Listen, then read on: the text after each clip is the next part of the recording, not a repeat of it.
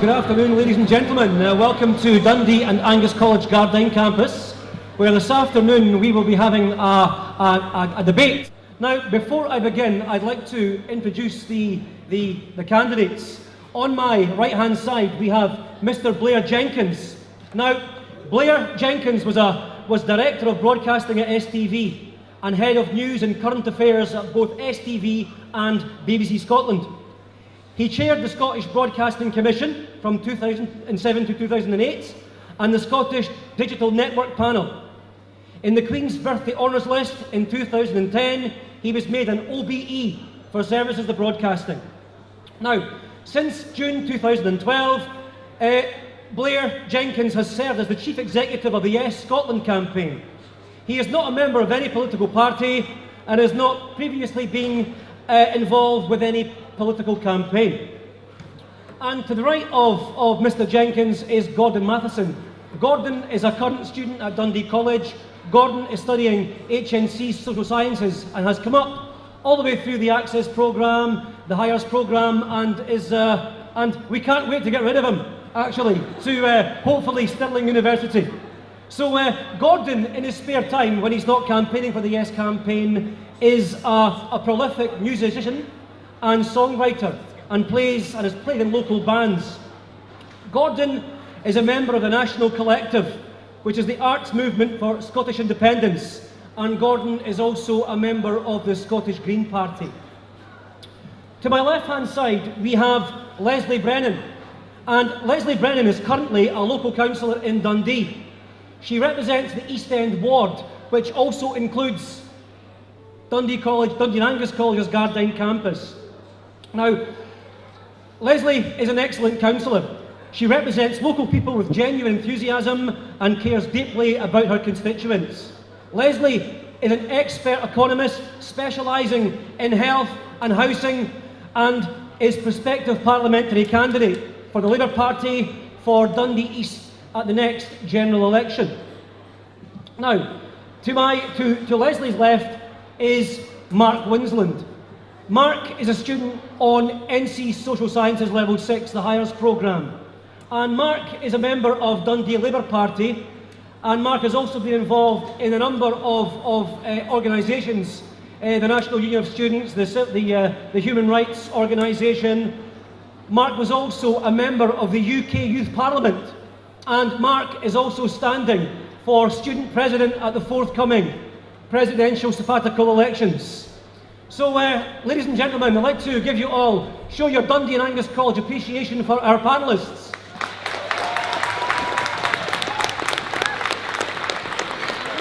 Now, before we get started, if you've ever watched Question Time, it's going to be a bit like that. You know, you can press the red button on your television and vote at any time during the programme. Well, we have something similar. We have handheld keypads distributed among the audience here, so we're going to have the panellists introduce themselves, state a claim for the Yes and No campaign, and then we're going to kick off with a vote to see where you are at this moment in time. And then we'll have a few questions, and then we'll gauge your opinion again, and then we'll have some more questions, which include written questions, and we'll open it up to the floor, and then at the very end we will have a final vote, and then there's going to be a ballot which is taking place online over the forthcoming week. So, ladies and gentlemen, I'd like to hand you over, first of all, to Mr. Blair Jenkins.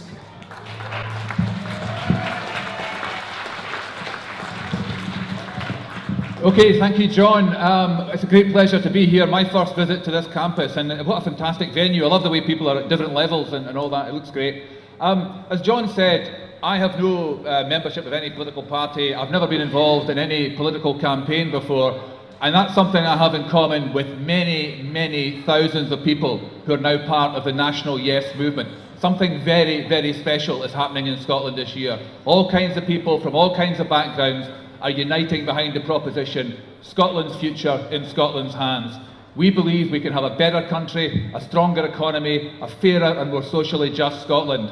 We believe we can have the kind of democracy where people get involved, where we always get the governments we vote for, we don't get things imposed on us from remote Westminster governments that we didn't vote for, pursuing objectives that we don't particularly support.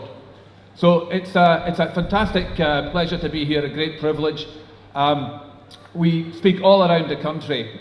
We have a very, very active and dynamic network of local groups, meetings happening everywhere, packed out meetings, standing room only, people hanging from the rafters, a bit like here today. And that's fantastic. There's a new energy around Scotland, a new sense of optimism and hope. A new Scotland is possible, a better Scotland is possible. It's a great pleasure being here. I'm looking forward very much to the debate. Thank you very much. Thank you very much, Blair. I'd now like to introduce to you Mrs. Lesley Brennan. Thank you. Thank you, and thanks for the invite. I feel really privileged to come here. I was a student at Dundee College. I left school at 16 from Lawside Academy and entered Dundee College. I went and did an NC, and then I went and did an HNC, and unfortunately I failed. But then after a few years, I came back and did some hires, and I did all right. And then I went to university and did all right, and then I think I'm doing all right. But I think that's based on the success of Dundee College. I wouldn't be where I am if it wasn't for places like Dundee College and having those opportunities for people who come from non-traditional sort of go to university, and I think that's the importance of further education.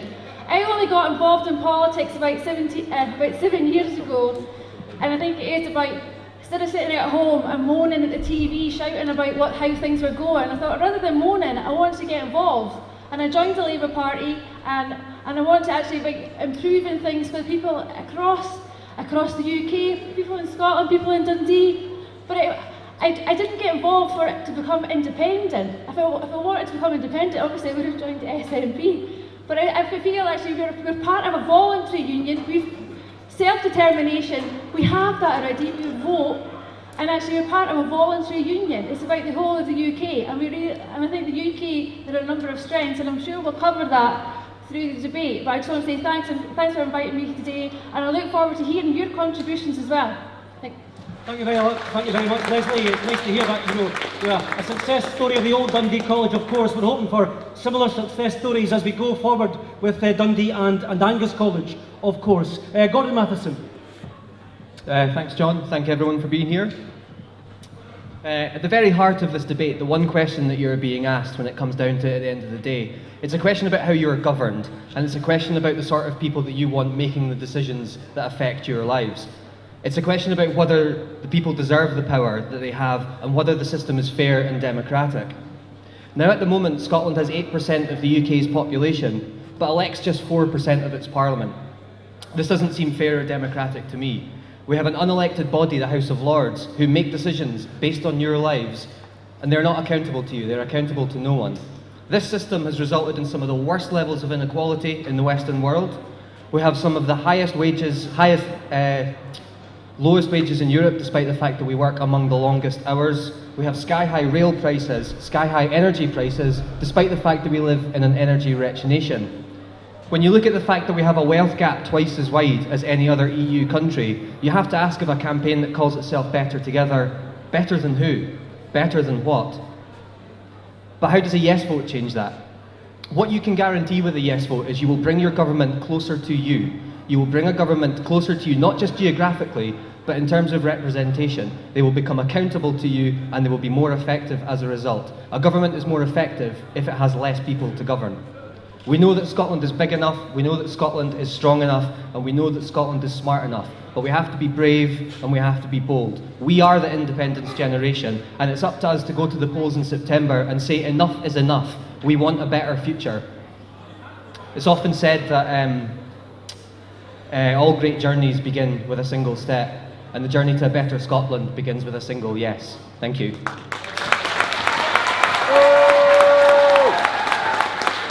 Thank you very much, Gordon. And finally, Mr. Marc Winsland. Hello. Thank you, as everyone else has said, thank you for coming along today. It's a well-known fact that we are faced with the monumental duty of making the single most important decision in Scotland's history. And it's not just, we've been given this vote, but we need to be given the information as well, so that we can use this vote effectively and make the right decision. Now, don't let this accent fool you. I am from Dundee, but I moved to Liverpool when I was 5. So I have lived on both sides of the historic border between England and Scotland, and I've seen the greatness and the flaws on each side. So I know that Dundee isn't perfect, Scotland isn't perfect, and neither is the UK. But Lesley and I are not here today to argue for the status quo, arguing that we are better, not better than anybody, as Gordon suggested, but we are better together, that we are all equal, and that if we share our resources, our wealth, and our ideas, then we will make a better country for all of us. Not just for us in this room, but for people who haven't even been born yet. Because this is it's a decision that we will never be able to make again, not in our lifetime anyway. So I hope that we have a fruitful debate, and that any of you who are undecided at the moment, you'll leave this place either voting yes or voting no, as long as you've made up your mind. Thank you. Thank you very much, Mark. Okay, and throughout the debate, I'd like you to give all the candidates, all the speakers, the very best of order. Now, we are going to go straight into a vote. Now, I'm not sure entirely how this works. There are people who have a keypad, and which buttons do they press? Sorry, Jerry, do we have the... Okay.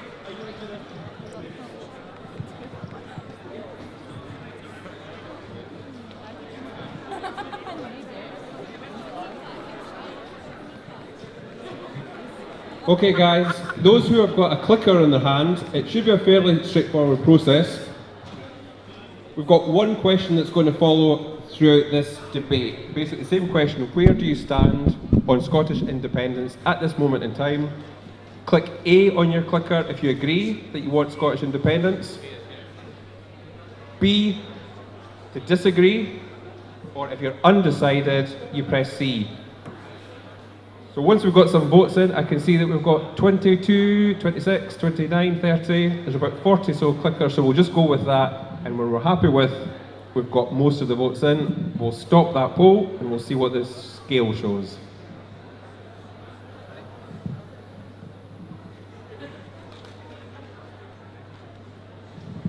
So that's the process, dead easy for those that have got the clickers. So currently 60% agree, 9% disagree, and 31% are undecided. If someone in the audience can take a mental note of that as well, because we'll see if that actually changes, because I'm going to have to disappear. Thank you very much, Jerry, for that. I'm going to go straight right into the first question. Now, we have a number of ESOL students, European Union students at Dundee College, and they have tabled a question for me to ask the panellists today. And the question is, would an independent Scotland be part of the EU?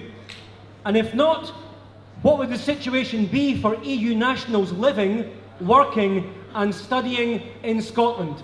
Blair Jenkins.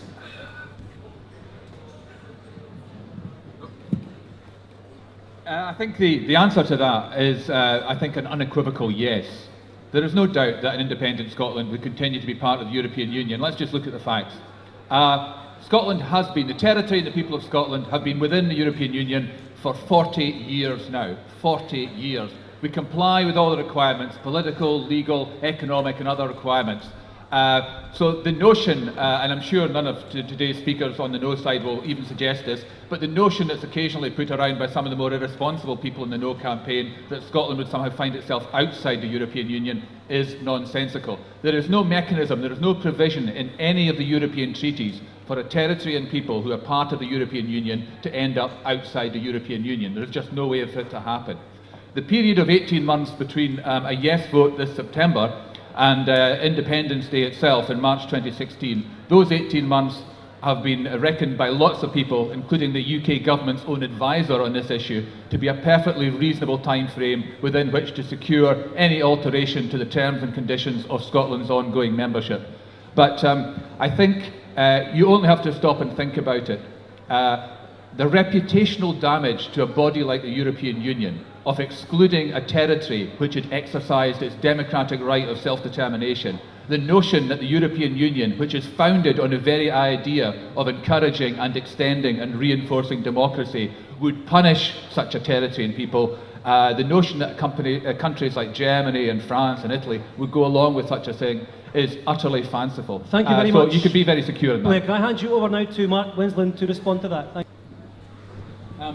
I think there's one sure way to guarantee that Scotland is still in the European Union in 2016, and that is to vote no. Because we are currently a member of the European Union as part of the UK. Scotland is not in the European Union as Scotland. It is in the European Union as part of Britain. And the Scottish Government claimed to have had legal advice telling it that we would be automatically induced into the European Union. And then they were pressed to share this legal information with the public, until eventually it turned out they had no legal information. They'd made it up. That's called lying, isn't it? But then Nicola Sturgeon said it would be easy for us to renegotiate our membership in the European Union. So it's gone from being guaranteed to being easy. So it's a definite possible maybe. Like I said, the only certain way to stay in the European Union is in the UK, because you have to get unanimous consent from the member states. And I don't think that Spain, which is facing its own separatist problem, I don't think that Spain would vote for us. They certainly wouldn't make it easy. But in terms of education, Mark, where do you think that leaves students from the EU in terms of, tuition fees, etc.? Well, the Scottish Government has claimed for tuition fees that it would continue to allow European Union students to attend for free, but it would still charge students from the rest of the UK, which, even if it doesn't pose any legal questions, that certainly poses moral questions. But if they're not going to be guaranteed to be in the European Union, then they're not exactly in a position to start postulating on their policy. Okay, thank you very much. Gordon, could you respond to that? Thank you. I thought Mark's comment about the only certain way that Scotland will remain part of the EU is to vote no and remain part of Britain. Mark seems to be conveniently forgetting that David Cameron has promised a referendum on Britain's EU membership should his party win a majority in 2015. Now, they're quite fond of saying that things are going to be uncertain if we vote yes, but neither Mark or Lesley can guarantee that we will not have a Tory majority government in the UK Parliament after 2015. And if that does happen, we will have a referendum on EU membership. Now, I think EU membership is a good thing. I don't think the EU is a perfect organisation, but I think we can make it work for us.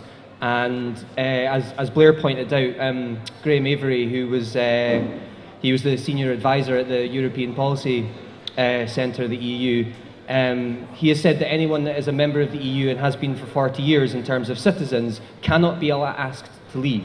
We cannot be allowed to, we cannot be forced out and asked to reapply. The EU would adopt a simplified procedure that would take place between the referendum vote and Scotland's Independence Day, and we would negotiate our terms for EU membership with that.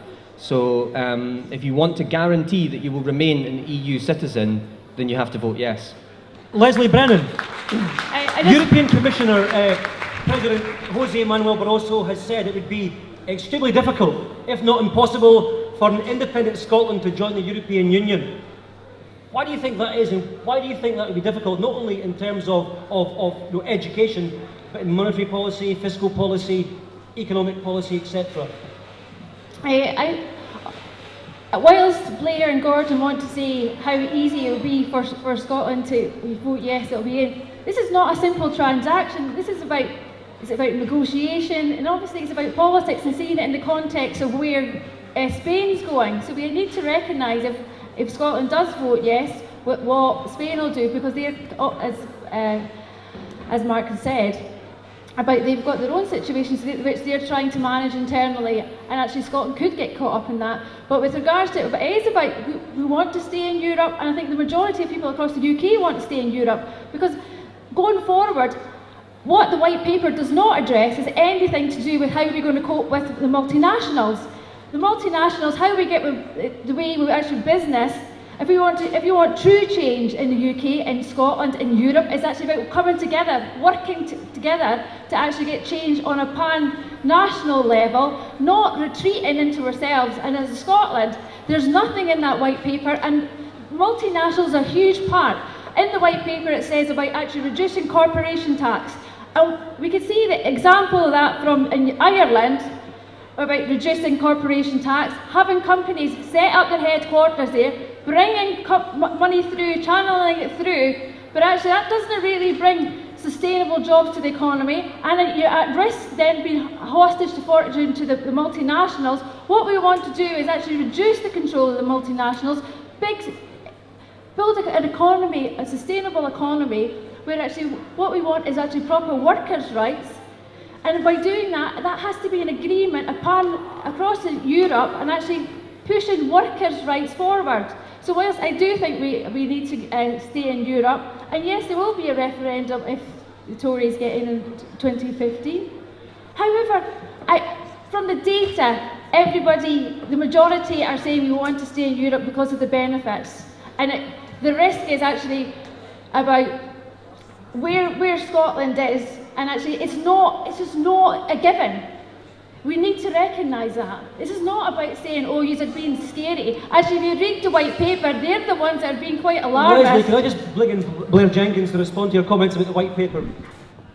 Yeah, well, I think particularly the comments on staying within the EU. I mean, contrary to what Lesley just said, the most recent opinion polls on where public opinion is in England suggest the majority of people in England would vote to leave the European Union. That's the reality of where anti-European sentiment is south of the border. Much of that is driven, unfortunately, by the UKIP political party. Now, thankfully, that party has little, if any, following whatsoever in Scotland and registers nothing in terms of electoral support. But UKIP, be in no doubt, UKIP are driving the political agenda in terms of the European debate south of the border. The opinion polls currently show they will finish as the lead party in the European elections in May. I think one book is offering odds on that UKIP will be the top party in the European elections in England. Be in no doubt, the only serious risk to Scotland finding itself outside the European Union is if we stay in the UK and become subject to an increasingly anti-European agenda. Well, Conservatives and UKIP forming a coalition government after the next election? I wouldn't have thought so. Well, thank you very much for that. Okay, I'd like to open the questions to the floor, please. I have it's Charlie Ness, who is a student in HNC Construction, would like to ask a question. Do we have Charlie Ness? My question's for the Scottish Yes Party. Now, I want to know what you think about the rest of the other countries wanting to think that Scotland shouldn't get independent. I mean, we've had talks from Russian President saying that he doesn't think that Scotland should get independence, but then we've got other countries saying that they don't want Scotland to get independence because it's not the right thing for Scotland to do at this present time. I just want to get your comments on that. Gord Matheson? Well, people are entitled to their opinion, but the people whose opinion counts the most about whether Scotland should be independent are the people that live and work in Scotland. I think it's a bit unfair for other countries, especially countries like Russia, to tell us what we should be doing. This is a debate for us, and we can listen to opinion, that's fine. But the people that matter and the people that are having a say are the people that live and work in Scotland, and I think it's a bit arrogant of other countries to be sticking their nose in. Yeah, of course, Blair, on you go. Just to add something, we know from work done by some journalists and some newspapers that the UK government and its foreign representation have been encouraging governments around the world to come out and say something negative about Scottish independence, a real abuse of taxpayers' money if ever we heard of one. But the reality is that it will be down to the people of Scotland to decide. Once Scotland has voted yes in September, we will be very warmly welcomed into the international community of nations, and as an independent Scotland, we will be everybody's friend and we have no enemies.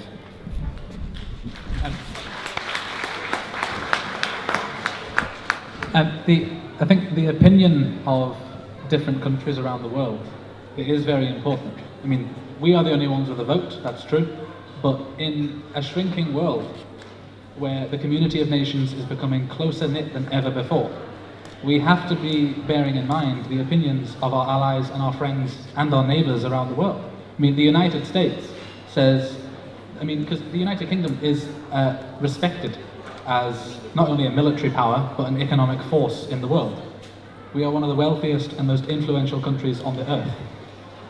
So countries like the United States, they don't want to see one of their best and closest allies be weakened or split apart. And it's in the interests of not only ourselves, but it is in the interest of global trade, of the global push for human rights and everything like that. It is in our interests to stay together, because the rest of the world, like I said, is coming together. Scotland wants to go the opposite way, and that to me doesn't make sense at all.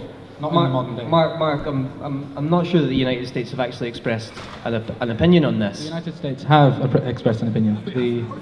Yes, they have. Yes, they have. Members, I can't quote it exactly, but members of the US State Department, the press secretary has said... Individual members have expressed an opinion, just as individual members of the French Parliament have expressed an opinion about it. The President of the United States has said he wants the United Kingdom to stay together, and if he doesn't speak on behalf of the US government, I don't know who does. Is that the official policy of the United States government? That's what the President has said. It's not the official policy of the United States government, though. I think Vladimir Putin has also said that he wants Scotland to remain part of the United Kingdom.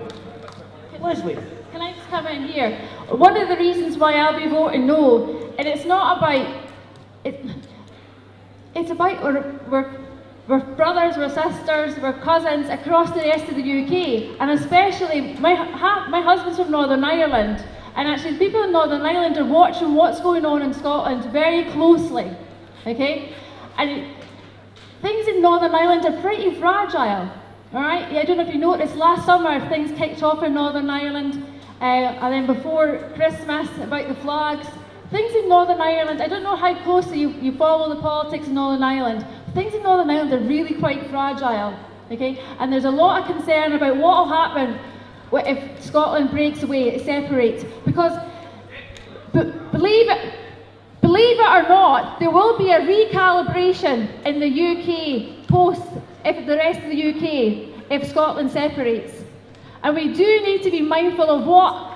Excuse me, if you could stop heckling from the side, Mr. SNP. Thank you very much. Would you mind stop? You'll get a chance to ask a question later in the session, if you don't mind. But we do need to... Thank you very much. We do need to be mindful of this. We just cannot think about what happens in Scotland. I think it's a duty on us as responsible citizens of the UK to think what will happen across the whole of the UK if Scotland separates. Okay. Are you satisfied with that, sir? Sorry, Mark, do you want to just come in there?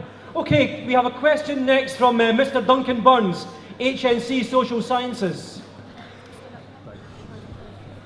Is the Labour Party's promise of further devolution too little, too late? That's just building upon this week that the Scottish Labour unveiled plans to give more powers to the Scottish Parliament in terms of tax, varying, 15 pence in the pound, welfare being devolved to local governments. Just to echo what Duncan says, is this announcement from Scottish Labour too little, too late? Here it is. This is the Devolution Commission report, and frankly, I don't think it is too little, too late. I think with 6 months to go, I think now is the optimal time to propose our ideas, because that way they will still be fresh in the minds of voters when they go to the polls in September. But at the same time, we still have time to digest the information, tweak it if necessary, if the Scottish people want more powers. The thing is, the Labour Party is the party of devolution. It was the Labour Party under Tony Blair that returned the Scottish Parliament to Edinburgh. The SNP, incidentally, didn't want us to have a Scottish Parliament. They wanted all or nothing. But over the past 15 or so years, Scotland has been handed incrementally more powers, because devolution is the will of the people. That's what we voted for in 1999, and I have no doubt that that's what we will vote for again in 2014. But in the Commission, it says Scotland would have the chance to raise 40% of its revenue. But at the moment, the SNP and the Scottish Government already have the ability to raise tax by 3%. And they've never done it. So if they want more tax-raising powers, why not use the ones you've got and show us what you can do with them? That's what I think. Blair Jenkins, do you believe that it's too little, too late? Yes, I do, but far more important than what I believe is I think what most Labour supporters will believe. I think most Labour supporters will also believe it's too little, too late, and that's going to be far more decisive in terms of the outcome of the referendum. Mark, I think, used a very telling phrase there. He talked about Scotland being handed more powers. Well, how grateful should we be to those benevolent people in London for handing us more powers over our own lives? Wow!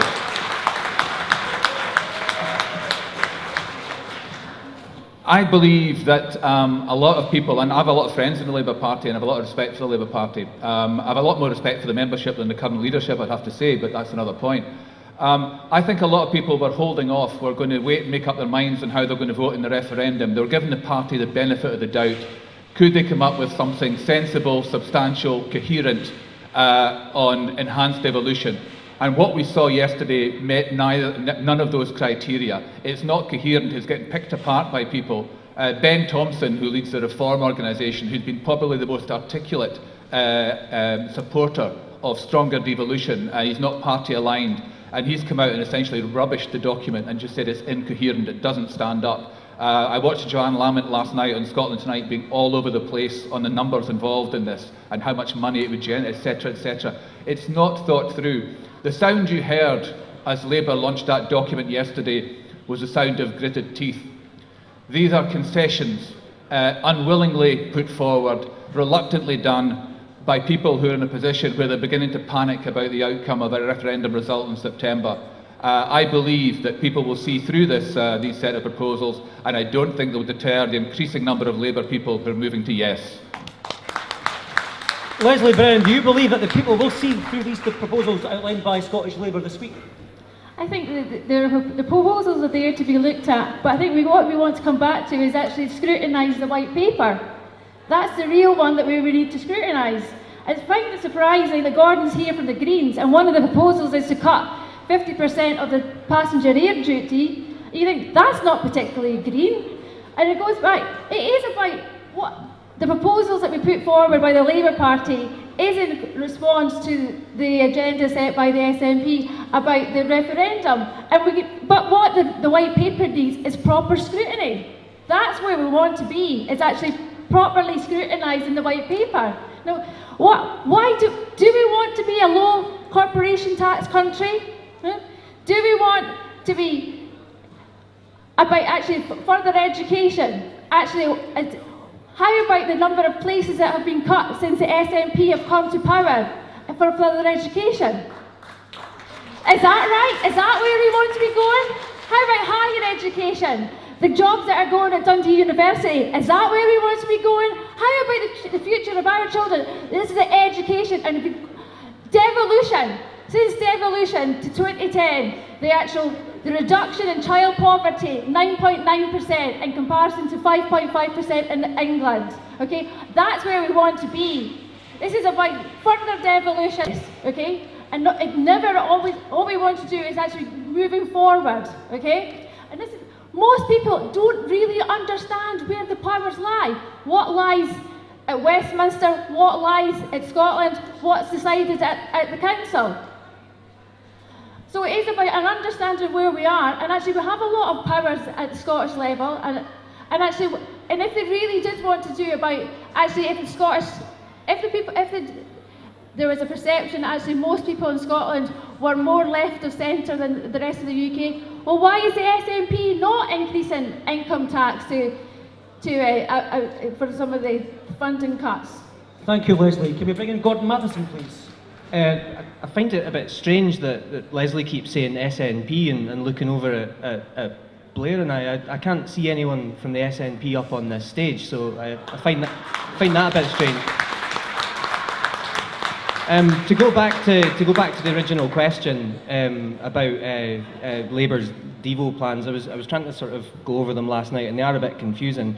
I mean, to be fair, Gordon, we brought the Labour Party into this in terms of their. So you know, if well, Mark, there are other parties available. Yeah, exactly. That's the point. Mark made the point that Labour are the party of devolution. If they really were the party of devolution, they wouldn't have opposed the question of Devo Max being on the referendum ballot in September. They opposed that because they knew it had a very good chance of winning. They talk about Blair's government giving us our parliament in 1999. Tony Blair actually opposed devolution when he became leader of the Labour Party. He heavily opposed it, and he spent a lot of time talking to his aides on how he could minimise the effects of devolution. To say that Labour are the party of devolution is a bit of an exaggeration. And in terms of Scotland getting more powers through devolution if we vote no, the answer, will we get more powers? We will only get more powers if it is in Westminster's best interests to give us more powers, not when it's in the best interests of the people of Scotland. Thank you, Gord. Lesley? Sorry. I just wanted to point, I was pointing because the white paper's on that table, and that is the Scottish Government, the SNP's document, so that's why I was pointing, rather than that way. Well, the white paper is basically a taxpayer-funded manifesto. 1.3 million pounds of taxpayers' money has been used to promote the SNP's policy, so of course we're going to scrutinise their policy because that's what we've been presented with. Thank you very much for that, panellists. And the next question from Grachan Waver, please.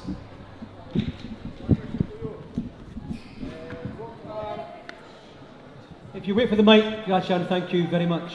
What are advantages and disadvantages of 16-year-olds having the right to vote in the referendum? So, what are the advantages of giving the vote to 16-year-olds in the forthcoming referendum? I think there's a lot of advantages. I think when you're voting on the future of your country, I think it's important that young people are engaged. In terms of the franchise and giving 16 and 17-year-olds the vote, 16 and 17-year-olds can pay taxes, so they should have a say in how those taxes are spent. And I don't think anyone on the panel, even Lesley and Marc, would disagree with the proposal to give 16 and 17-year-olds the vote. The key for us, the key for everyone, is to answer their questions and make sure that they are as informed as they need to be. Marc Winsland, is there any sense in giving the 16-year-olds the vote? I think there's definitely sense in that. When I was in the UK Youth Parliament, I voted for Votes at 16 to be our political campaign for the next year. It was outvoted by youth unemployment, not unsurprisingly. But I think that having the vote at 16, not just in this referendum, but in every single election that we have, I think is absolutely crucial. Because, as Gordon said, 16, 17-year-olds can pay tax. You know, they can do all sorts of things except vote. It's ticking a box and putting it in another box. It's not the most difficult thing. There are 16, 17-year-olds who are more aware of what's going on around them than some 46 and 47-year-olds. I think it's absolutely right that we have the right to vote because, and put it this way, 16, 17-year-olds, I'm 17 myself, we are going to have to live with the outcome of this referendum a lot longer than Blair or even Lesley because we're younger. It's just a fact. Blair Jenkins. Well, thanks, Marc. Personally, I intend to live quite a long time, but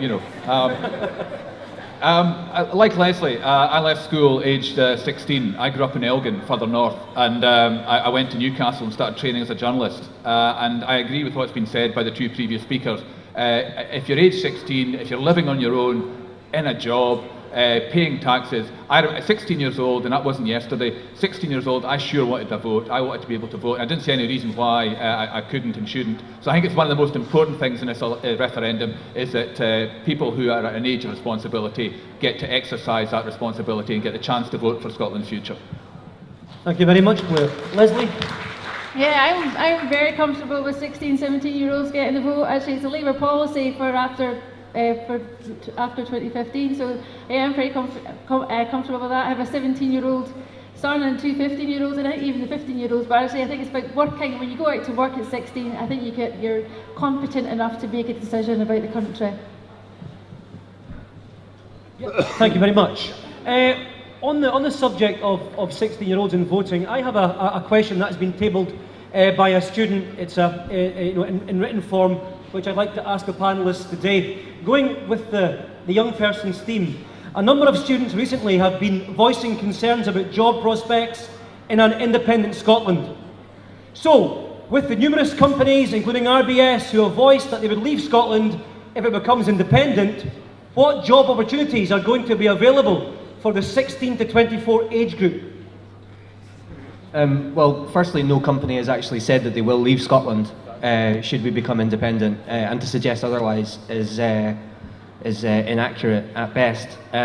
Even despite concerns raised by the Alliance Trust in Dundee last week? Well, they haven't said that they'll leave. They haven't come out and said that they'll leave. They've expressed concerns. It's concerns that would be expressed by any business in any country. Businesses look to the future and plan for the future. I think that's just sensible business practice.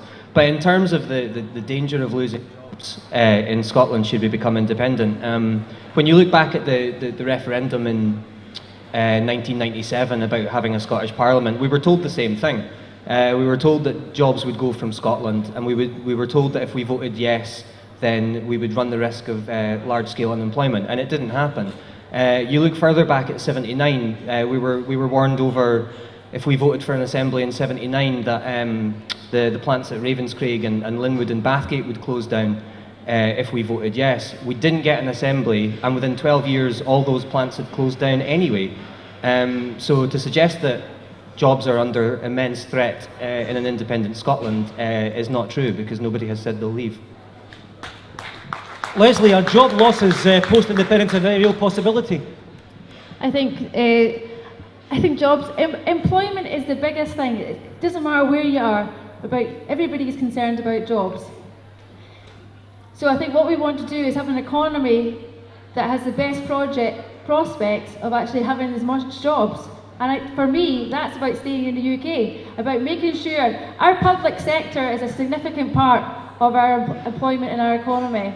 And what we want to make sure is actually that we have stable funds for that part of the economy. But with the government's expenditure and revenues for Scotland, the GERS report came out last week, and what that showed was actually the fluctuation of the oil fund and how that ended up last year. There was a 4.4 billion reduction in that. And actually, if we were independent, we would need to think how are we going to cover that? Are we going to raise taxes, cut spending? No, that public sector is a significant part of employment, and especially for young people getting in and getting training. So actually, I think we want an economy going forward, and for me, that's about voting no. And actually, but I was saying it's not about keeping the status quo. It's about actually ensuring that we have a stable and going forward economy. Blair Jenkins? I think among one of the most interesting sets of figures produced last year by the UK government was the one that showed in the previous 5 years there'd been a net loss of 300,000 jobs in the rest of the UK, and a net increase of 300,000 jobs in London and the immediate area around the City of London. And what's happening in the UK is we have a grossly unbalanced economy, so that even one of the leading ministers in the current Conservative-led government, Vince Cable, has described London as being like a giant sucking machine, sucking the life and the jobs out of the rest of the country. And that is what is happening in the UK. Now, it is no accident, if you look around the world, the most successful economies are small countries. 7 of the top 10 economies in the world are countries with populations similar to Scotland. We know, and there's a lot of certainty about this now, we can be very, very confident about the strength and resilience of the Scottish economy. The Financial Times, the Gospel of the City of London, the Oracle of the City of London, reported last month that an independent Scotland, from day one, would have stronger finances than the UK as a whole, would be one of the wealthiest nations in the world, 14th in the world in the developed countries in terms of our wealth. So people should be very confident about the economy. The current Scottish government, which may or may not be the government after 2016, but the current Scottish SNP government has offered to guarantee either education, training or employment for everyone in Scotland up to the age of 24. So I think in all sorts of areas, the more you look at it, the more confident people can be, there'll be more growth, more jobs in an independent Scotland. Lesley?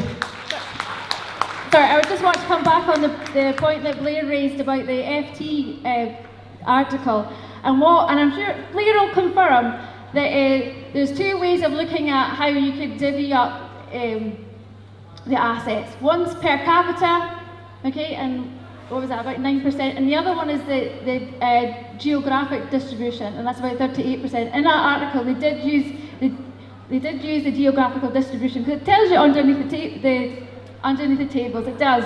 So that is the optimistic outcome, okay? So what we're going to happen is if the majority votes yes, there'll be a range of discussions.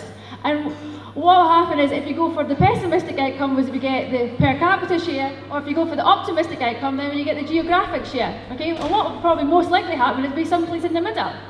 Okay, so we just need to remember that it's about a negotiation, and it'll be someplace in the middle. I doubt it'll be the pessimistic, and I doubt it'll be the optimistic. It'll be someplace in the middle. So those figures that were used in the FT paper will not actually happen.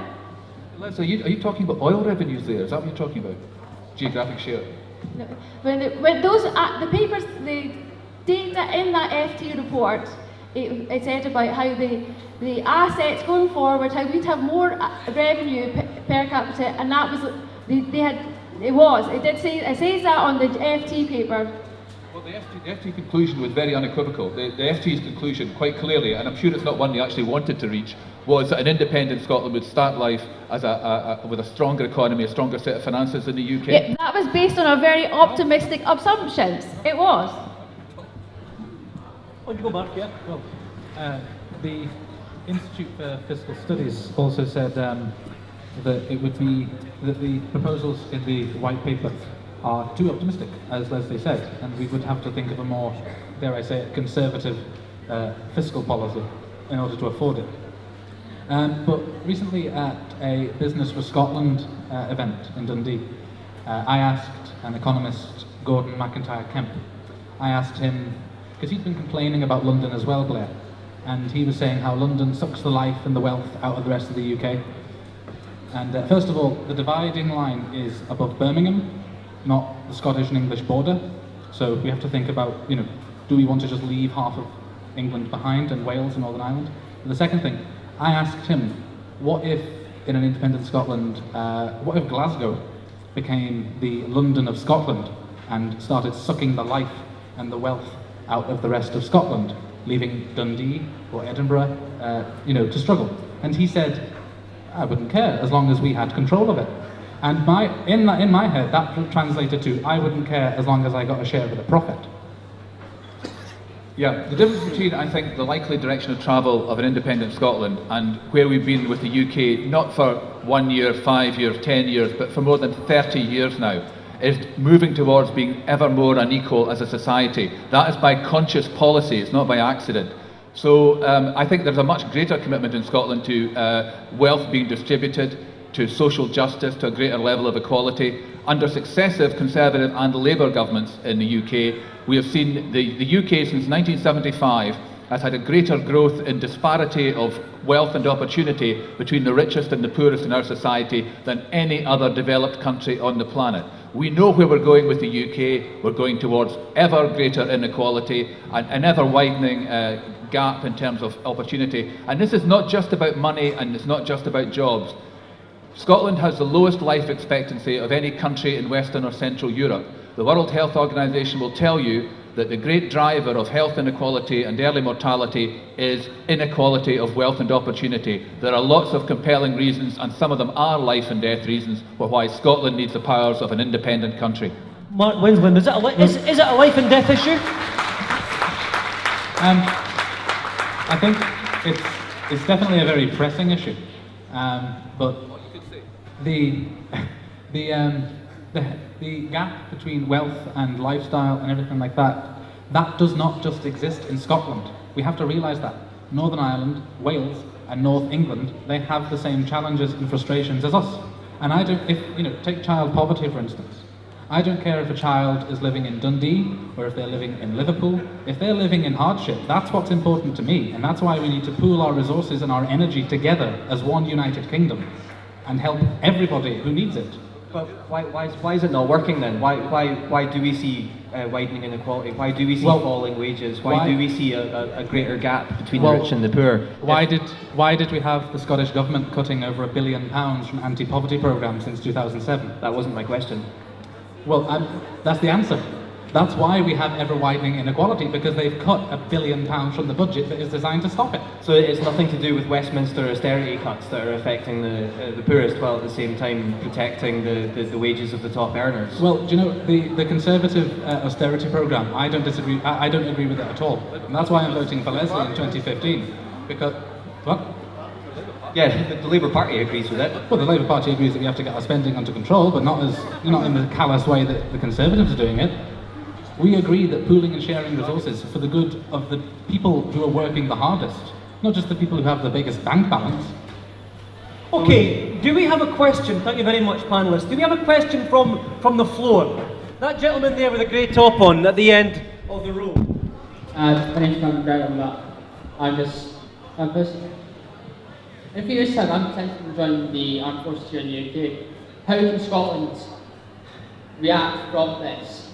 My example is the Scotland Defence Force that potentially created stand in for the armed forces that we will lose.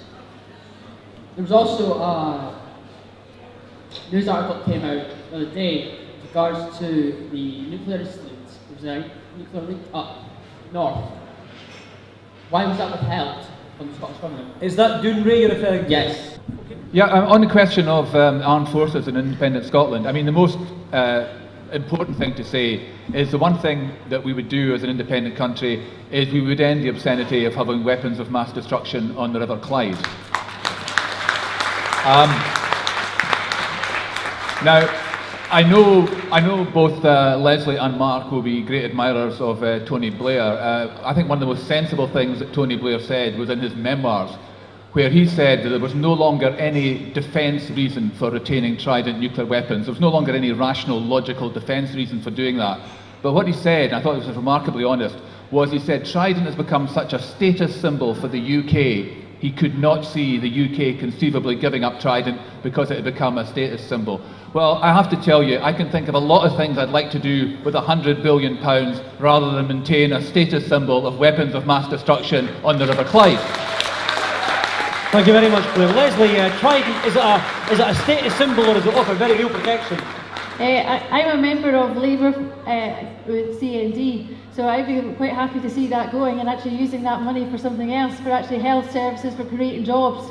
So I think whilst the party at the very top, but the party is shaped by its members as well, so it's about actually getting the members involved and actually saying, look, we're against this. And actually I think the money is better spent elsewhere. Thank you very much. Do we have another question from the audience? The gentleman there with the red top on there.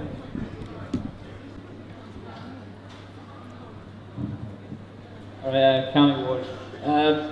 Here's a question to the Yes campaign. Where would our primary sources of income come from with regards to earning money? If we go independent, what's going to happen to the oil? What about renewables? Well, our primary source of income, our greatest natural resource is the people of Scotland, and we would continue to collect taxes and have the power to vary income tax rates to levels that suit the people of Scotland. The remaining oil reserves have been valued at about £4 trillion, and it is diminishing.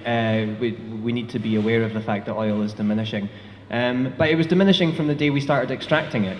It's been declining ever since.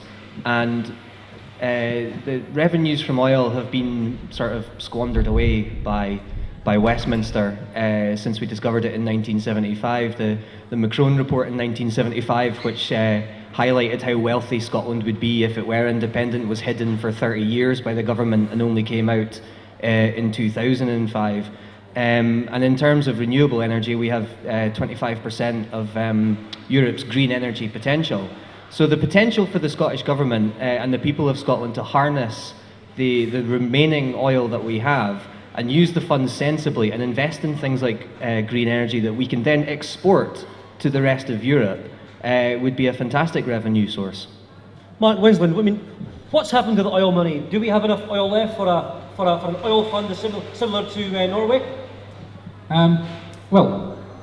We've been extracting oil from the North Sea since 1964. And according to what I've found, we've already extracted 42 billion barrels, and there's only 24 billion barrels left. So we're more than halfway through. See, there's that wind energy coming in. There's estimates that we've got, very positive estimates say that we've got 1.5 trillion pounds of oil left. Lower estimates will say 120 billion pounds. So there's no certainty there. But there's only 30 to 40 years of production left in the oil industry. And I don't know about you, but I don't want to stake my country's permanent future based on a temporary resource. As Lesley pointed out before, in the past year, oil revenues dropped by £4.4 billion. That's a lot of money. That's the entire education budget gone. And if we were independent right now, we would have John Swinney as the finance minister, probably panicking, well, no, definitely panicking, because he'd have a £4 billion black hole to plug on his own. And the Scottish budget is only about £35 billion. And granted, it would probably be a little bit more if we were independent, but the UK budget is nearly £800 billion. So covering that £4 billion gap, it's a difficult job, but it's far easier as part of the wider UK. But I think that depending far too much on oil it's definitely the wrong tact. Blair Jenkins, are we too dependent on North Sea oil and the revenues that are left? Well, no, I mean, it's been well said that North Sea oil is a bonus for Scotland. It's not the basis on which we build an independent Scotland. The productivity of Scotland, the GDP of Scotland per head of population, is exactly equivalent to the UK if you exclude North Sea oil activity. North Sea oil is a 20% bonus on top of that. Again, you have to look at the evidence and the facts. For each of the last 33 years, Scotland has generated more in tax revenues per head of population than the rest of the UK. The revenue base is very solid. We've got a very diversified economy now, not just the oil and gas, not just the very, very important 25% of Europe's offshore energy, green energy potential that was mentioned. We also have very strong life sciences, tourism, food and drink, world-class universities. We've got a very, very strong creative industries and digital sector. A lot of it businesses built by people who came out of Aberdeen, which is not so far away from here. So people can be very, very confident about the resilience and strength of the Scottish economy going forward. We are not dependent on North Sea oil, but it's going to be great to have that oil for the next 40, 50 years as we progress into being an independent country. Lesley. I just want to make 2 points just further to what Blair had said about the renewables. And one of the reasons why we've got so many renewables in Scotland is because of the huge subsidies from Westminster. The second point is about the universities and the funding for the universities. Per capita, Scotland would get 8.4%. But actually what we're punching much above our weight, and we're from the research councils in the UK, we're actually receiving 13.4%. So we are getting a lot more for the Scottish universities being part of the UK, and if we separate. It's worth recording in terms of the future of higher education in Scotland. The University of Scotland have said the biggest threat to that sector, to the higher and further education sector, is the UK government policy on student visas, overseas student visas. That is the biggest threat being faced by the Scottish higher and further education sectors. Scotland would take a different approach, would take a more open, more liberal and less restrictive approach, and that's going to be one of the big opportunities for growth in Scottish higher and further education. Thank you very much. Panellists, I've just been handed oh sorry Mark. I just wanted to quickly ask. Of course. I said before that the Scottish Government would try to continue charging English, Welsh and Northern Irish students for tuition in university. But I'm sure that the European Union would, find major problems with that. The rest of the UK would find major problems with that. And personally, I think Lesley does as well. I find major problems with that. I think it's wrong to charge people who are nearby, but not to charge people in Europe. So well, Gordon agrees, there we go. So if we lose all that money from English and Welsh and Northern Irish students, where will it come from? The most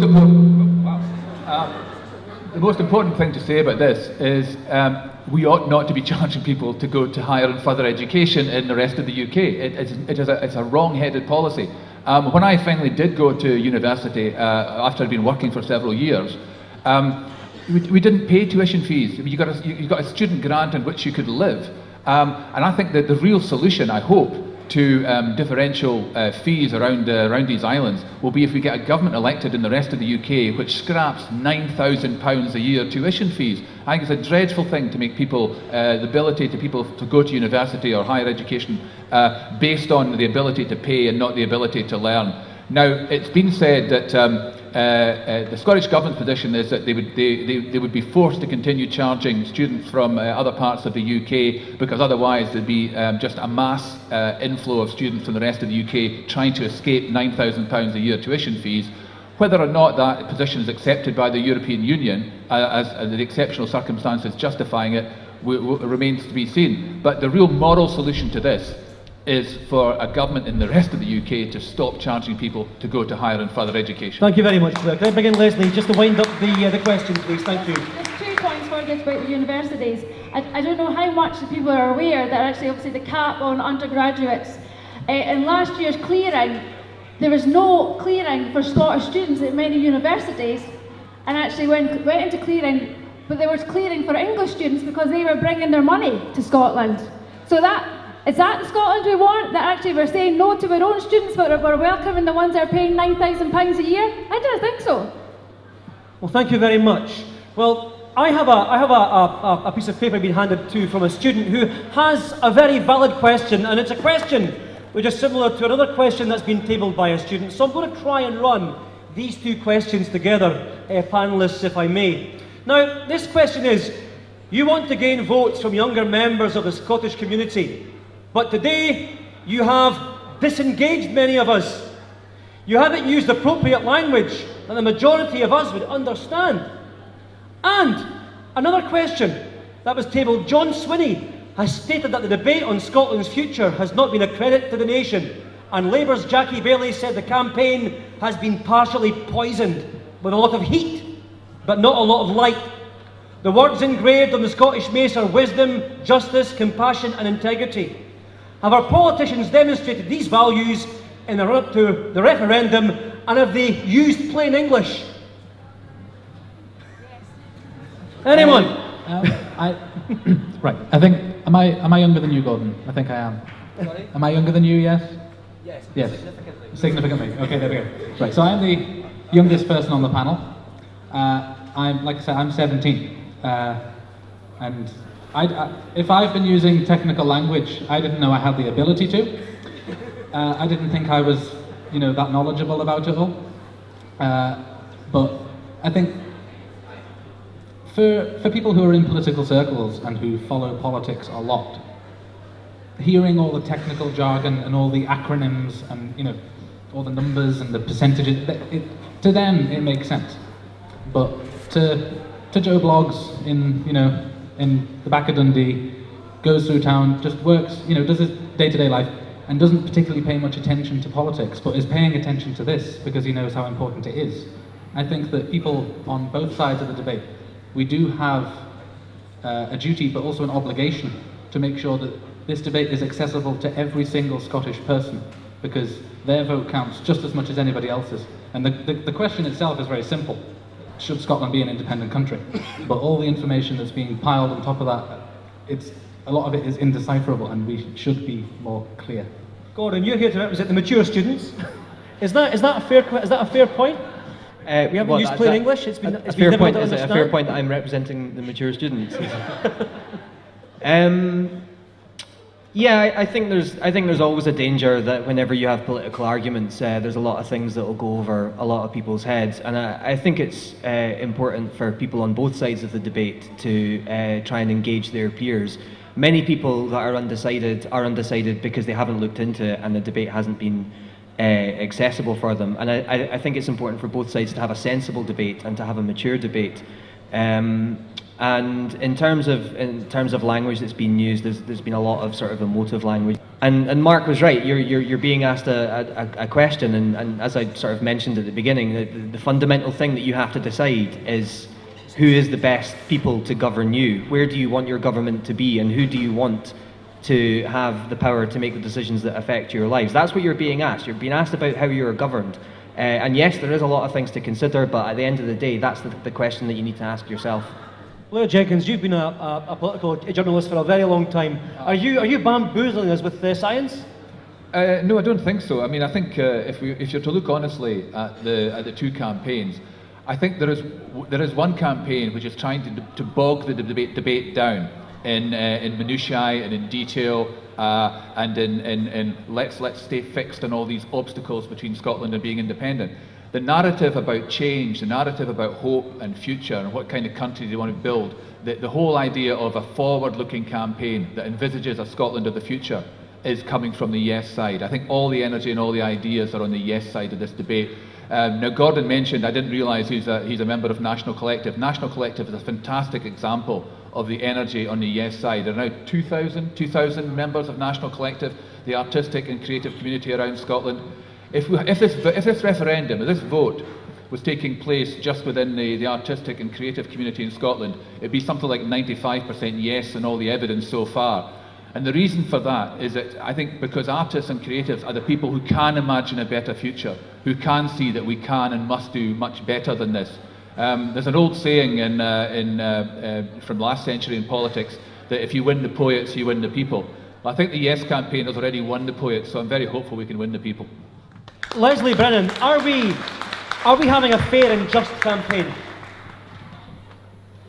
I think people are becoming more engaged in it, and I think whilst Blair may say it's about minutiae and detail, going forward, it isn't going to be about the detail. If we go forward and everybody votes yes, and actually it doesn't pan out to the vision in the white paper, then people will say, well, why did you not tell me that? Why did you not say that was going to happen?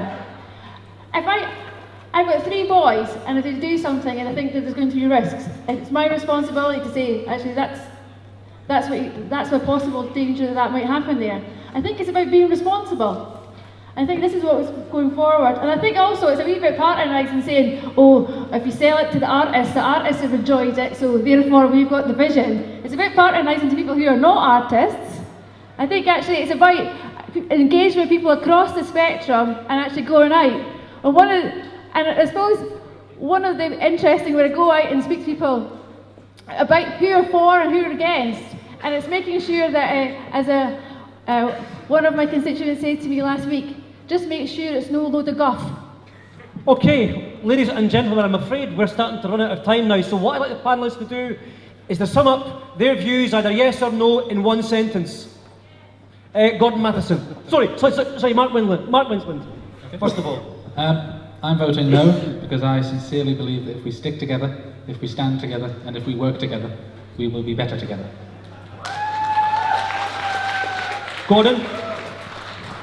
I'm voting yes because I believe in the power and the passion of the Scottish people to build a society that is fundamentally fairer, fundamentally more equal, and fundamentally more democratic.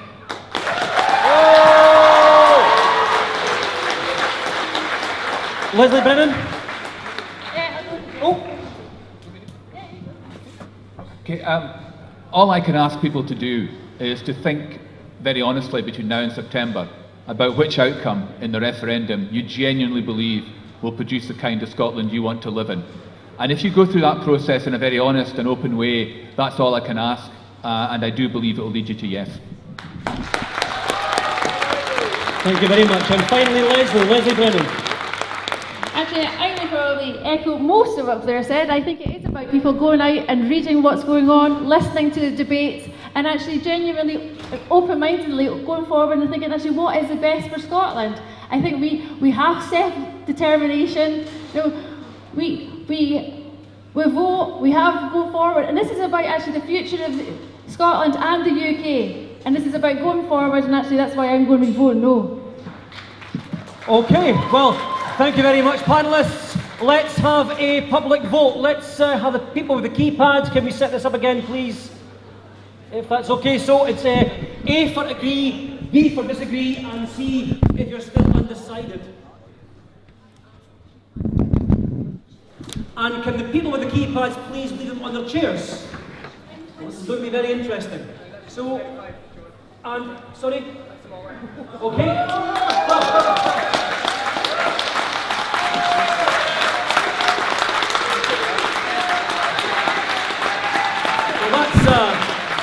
That's very interesting, and the online ballot will be for the rest of the week. Ladies and gentlemen, students, staff of Dundee and Angus College, I'd like you to give a big hand to Mr. Blair Jenkins, Gord Matheson, Lesley Brennan and Marc Winsland for a very highly emotive and intellectual debate. Thank you very much for coming today.